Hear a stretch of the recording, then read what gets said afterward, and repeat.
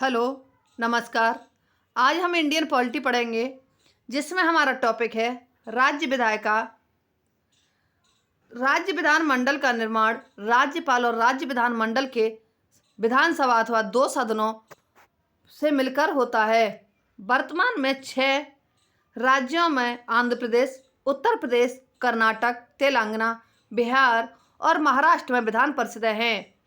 विधान परिषद अनुच्छेद 169 के अनुसार संसद विधान परिषद का गठन एवं विघटन कर सकती है यदि संबंधित राज्य की विधानसभा द्वारा इस संबंध में संकल्प को विधानसभा के कुल सदस्य संख्या के बहुमत एवं उपस्थिति तथा मत देने वाले सदस्यों के कम से कम 2/3 बहुमत से पारित किया जाए। विधान परिषद राज्य विधानमंडल का उच्च सदन होता है। विधान परिषद के कुल सदस्यों की संख्या संबंधित राज्य के विधानसभा सदस्यों की कुल संख्या के 1/3 से अधिक और 40 से कम नहीं हो सकती है। विधान परिषद का सदस्य बनने के लिए न्यूनतम आयु सीमा 30 वर्ष है। विधान परिषद एक स्थायी सदन है, यह कभी भंग नहीं होता है। विधान परिषद के प्रत्येक सदस्य का कार्यकाल 6 वर्ष होता है, परंतु प्रत्येक दूसरे वर्ष एक तिहाई सदस्य अपना कार्यकाल पूरा करके अवकाश ग्रहण करते हैं। उनके स्थान पर नवीन सदस्य निर्वाचित होते हैं। विधान परिषद के सदस्यों का निर्वाचन अप्रत्यक्ष रूप से होता है। विधान परिषद के कुल सदस्यों में से 1/3 सदस्यों का निर्वाचन स्थानीय निकाय के निर्वाचक मंडल द्वारा, 1/3 सदस्यों का निर्वाचन विधानसभा के सदस्यों द्वारा, 1/12 सदस्य माध्यमिक अथवा उससे उच्च विद्यालयों में कम से कम 3 वर्ष से शिक्षण कार्य करने वाले अध्यापकों द्वारा, 1/12 सदस्य 3 वर्ष से स्नातक की उपाधि धारण करने वाले स्नातकों द्वारा चुने जाते हैं और शेष 1/6 सदस्यों को राज्यपाल द्वारा मनोनीत किया जाता है, जो कि साहित्य, कला, विज्ञान, सहकारिता आंदोलन एवं समाज सेवा में विशेष अनुभव रखते हैं। विधान परिषद के सदस्य अपने में से एक सभापति और एक उपसभापति चुनते हैं। विधान परिषद सभापति और उपसभापति एक दूसरे को संबोधित करके अपना पद त्याग सकते हैं। सभापति और उपसभापति को विधान परिषद सदस्यों द्वारा प्रस्ताव पारित करके उनके पद से हटाया जा सकता है, परंतु इस आशय की लिखित सूचना सदन द्वारा 14 दिन पूर्व उन्हें देनी होगी। विधानसभा को निम्न सदन भी कहा जाता है। अनुच्छेद 170 के तहत विधानसभा की संरचना का उल्लेख किया गया है। विधानसभा के सदस्यों का कार्यकाल 5 वर्ष का होता है। विशेष स्थिति में राज्यपाल विधानसभा को 5 वर्ष पूर्व भी भंग कर सकता है। विधानसभा सदस्य निर्वाचित होने के लिए न्यूनतम आयु सीमा 25 वर्ष होती है। विधानसभा सदस्यों का चुनाव वयस्क मताधिकार द्वारा प्रत्यक्ष रूप से किया जाता है। प्रत्येक राज्य विधानसभा में अधिकतम 500 तथा न्यूनतम 60 सदस्य हो सकते हैं।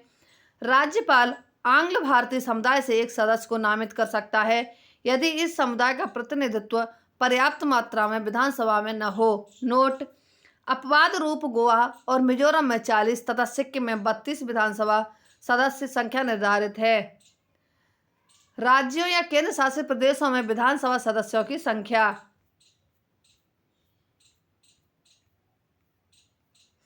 जम्मू एवं कश्मीर विधानसभा की 24 सीटें पाक अधिकृत कश्मीर के लिए आरक्षित रखी गई हैं। 1 सीट संघ बौद्ध भिक्षुओं के लिए आरक्षित है।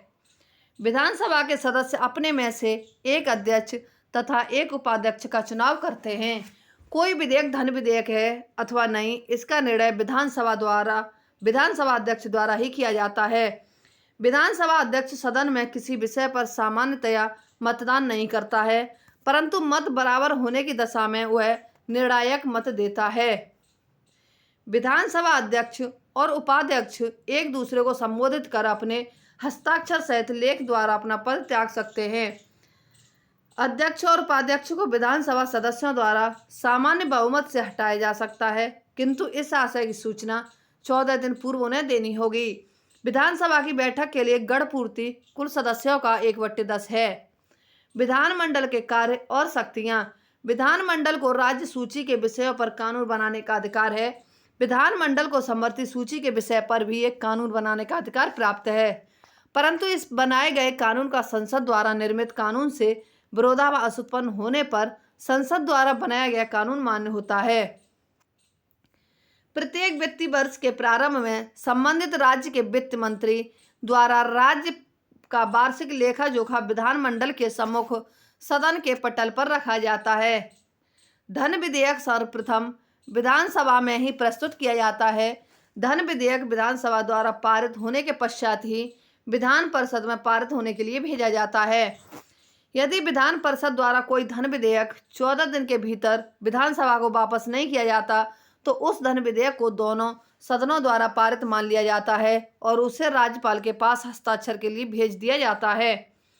विधानसभा के निर्वाचित सदस्य राष्ट्रपति के निर्वाचन में मतदान करते हैं। विधान परिषद के 1/3 सदस्यों का निर्वाचन विधानसभा द्वारा सदस्यों द्वारा किया जाता है।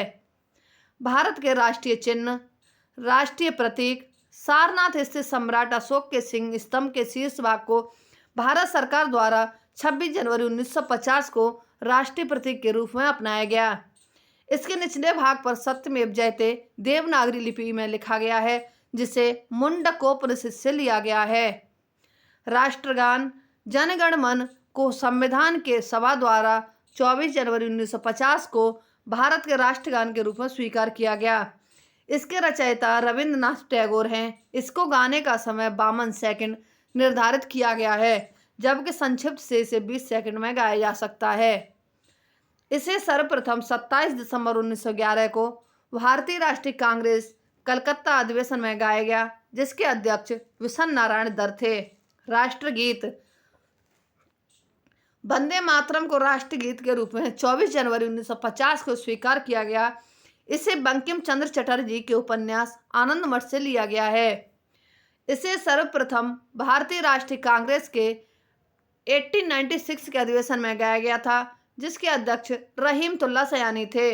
राष्ट्रीय ध्वज राष्ट्रध्वज के वर्तमान स्वरूप को 22 जुलाई 1947 को अपनाया गया था। तिरंगे में शामिल केसरिया रंग साहस तथा शौर्य का प्रतीक है। सफेद रंग धर्म चक्र के साथ शांति एवं सत्य का एवं हरा रंग समृद्धि का प्रतीक है। हमारा क्वेश्चन है, जन गण मन के रचयिता रविंद्रनाथ टैगोर हैं, फिर वंदे मातरम के रचयिता कौन थे? इसका आंसर आप कमेंट में दीजिए। सफेद पट्टी के बीच में नीले रंग की 24 तीलियों वाला चक्र है, जिसे सम्राट अशोक के सारनाथ सिंह स्तंभ से लिया गया है। ध्वज की चौड़ाई तथा लंबाई का अनुपात 2:3 होता है। राष्ट्रीय कैलेंडर ग्रेगोरियन कैलेंडर के साथ साथ शक संवत पर आधारित राष्ट्रीय पंचांग को 2 मार्च 1957 को अपनाया गया था। इसका पहला महीना चैत्र है, जो कि सामान्य वर्ष में 22 मार्च को तथा लीप ईयर में 21 मार्च को शुरू होता है। भारत का राष्ट्रीय पशु बाघ पैंथरा टाइगर्स को घोषित किया गया है।